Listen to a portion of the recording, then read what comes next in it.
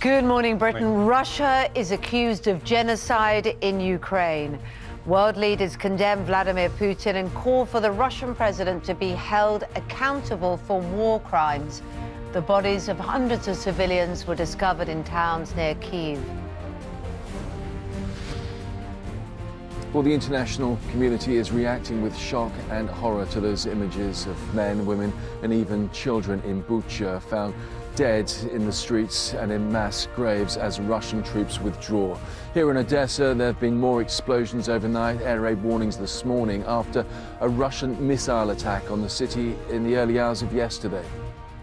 Those atrocities are our main story today. Meanwhile, police investigating Partygate are reported to have issued fines to government officials, including a former, very senior civil servant. Other fines have been issued to officials who attended a gathering in Downing Street on the eve of Prince Philip's funeral last April. We'll have the latest. Travel chaos. EasyJet cancels around 100 flights today and British Airways almost 90. They blame staff shortages caused by COVID, and it comes after a weekend of long queues and delays at some of Britain's busiest airports. Yes, airlines and airports being hit by very high levels of staff sickness just as we move into the exceptionally busy Easter holiday period. Holidaymakers really being urged to double-check travel plans before heading off.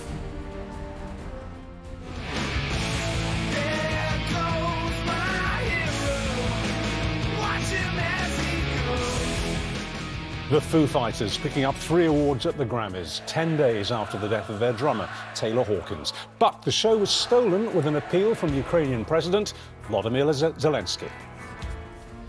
Feel the silence with your music. Feel it today to tell our story. Tell the truth about the war on your social networks, on TV. Support us in any way you can, but not silence. A milder day ahead with outbreaks of rain in the south, turning showery in the north, and the outlook unsettled as we head through the week. All the details of that and more coming up on Good Morning Britain. Monday, 4th of April, 2022. Live from Television Centre in London. This is Good Morning Britain with Kate Garraway and Richard Madeley.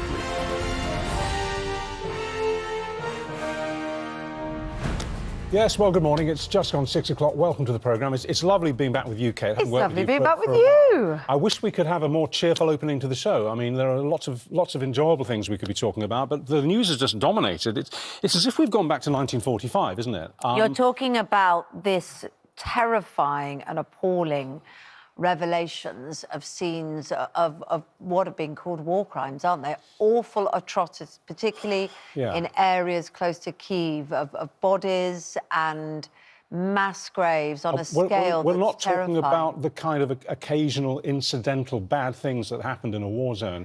This looks like organised genocide. There's no mistaking this. These, of course, are the scenes of the Russian convoys and the tank convoys that were taken out by Ukrainian fighters.